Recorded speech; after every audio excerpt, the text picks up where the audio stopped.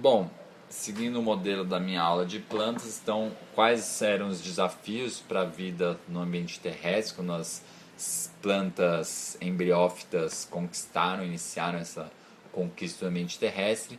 Perda d'água, suportar peso e reprodução. Aqui embaixo estão as adaptações que os outros grupos de planta apresentam para esses diferentes desafios. E aqui as adaptações das angiospermas. O que em destaque aqui em negrito são as adaptações diferentes dos outros grupos. Na verdade, essas características separadamente elas podem ser encontradas em outros grupos, mas elas são definitivamente emblemáticas das angiospermas. A fecundação e a dispersão por animais têm relação direta com as flores e frutos, e tem relação com essa questão de coevolução, e uma grande vantagem desse tipo, começando pela fecundação, um aspecto importante é que, em princípio, a fecundação pelo vento necessita-se uma produção muito grande de esporos, de pólen, e a fecundação por animais necessita de uma quantidade menor de pólens. O processo é mais certeiro, por assim dizer, e com isso a planta tem uma economia de energia. Além disso, em ambientes como uma mata tropical fechada, onde não tem muito deslocamento de vento, é uma forma eficiente de fecundação. Já em relação à dispersão, nas angiospermas se encontra frutos de porte bastante considerável e sementes de porte bastante considerável. Isso porque animais conseguem transportar de forma eficiente essas sementes de grande porte. E a dupla fecundação foi uma adaptação que muitos acreditam ter sido fundamental para a dominância que as angiospermas tiveram na paisagem a partir da sua origem. Basicamente, o que acontece nas outras plantas com sementes, as acrogimnospermas? Essas plantas elas vão investir energia na produção do endosperma, que é o tecido de reserva, independentemente de ocorrer ou não fecundação. Então a planta ela gasta essa energia. Se não houve a fecundação, essa energia é, por assim dizer, um desperdício. Já as angiospermas, elas só vão gastar energia produzindo endosperma se ocorrer a fecundação. Por quê? Porque ocorre a dupla fecundação.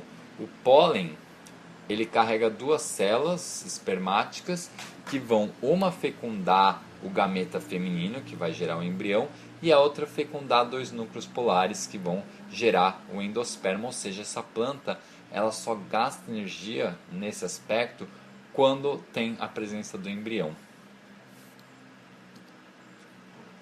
E, como eu disse, a questão da polinização tem uma série de que são chamadas síndromes de polinização, que é uma relação estreita entre a flor e quem poliniza essa flor. Um exemplo, besouros e plantas, flores polinizadas por besouros. Então o besouro, ele é diurno. Logo, a flor abre de dia. O besouro tem um olfato pouco desenvolvido, bem desenvolvido. Logo, a planta tem um odor forte. O besouro tem o sistema visual pouco desenvolvido. Logo, essas plantas também não têm cores super vistosas. Inclusive, os besouros têm preferência por tons de amarelo.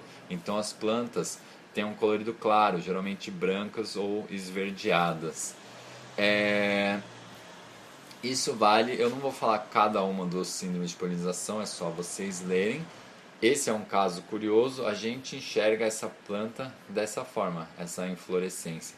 E as abelhas enxergam dessa forma, porque essa planta ela é polinizada por abelhas e as abelhas enxergam no espectro da luz ultravioleta. Então, isso daqui, de certa forma, ao meu ver, está dizendo isso aqui, ó o alvo. É aqui que você quer vir, não aqui. Não, desculpa, é aqui que você quer vir, não aqui, aqui. É aqui, no centro do alvo. É difícil dizer, é um processo coevolutivo. Então, essas duas, o polinizador e o polinizado, eles caminham juntos no processo. As características mútuas vão se ajustando. É difícil dizer quem que leva a quem, mas enfim. A ideia básica da coevolução é essa.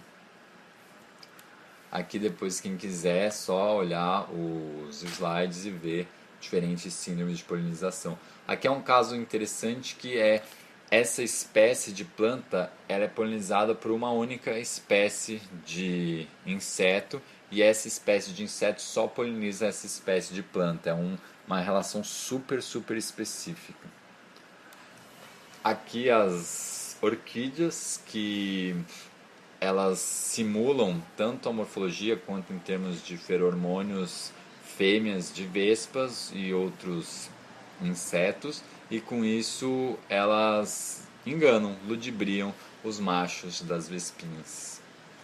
Essa figura só mostra como o processo de coevolução, então a gente vê que a diversificação das plantas tem uma relação íntima com a diversificação dos insetos, são particularmente os grandes polinizadores. Esse slide é só para chamar a atenção que nós estamos extinguindo os polinizadores. Na verdade, o ser humano está causando a sexta grande extinção em massa. Nesse pacote de extinção estão extinguindo os polinizadores. Isso vai ter consequências drásticas para a nossa espécie. Uma diminuição na quantidade de alimento disponível e uma diminuição na oferta de tipos de alimentos disponíveis.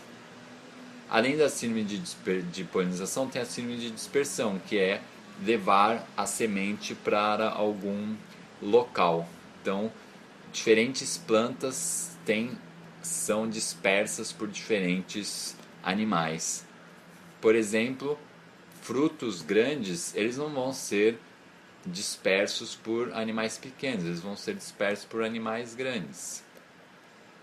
E daí a gente pode lembrar que nessa figura, coloridinhos são os maiores animais atuais da América do Sul, em escala de cinza são os animais que se extinguiram até aproximadamente 10 mil anos atrás. Esse pessoal aqui dispersava formas de frutos de plantas que os animais atuais não são capazes de dispersar. Inclusive, as plantas do cerrado têm uma série de características que mostram a coevolução entre esses animais e as plantas do cerrado. Aqui é a importância de estudo das plantas. E com isso a gente acaba a nossa aula.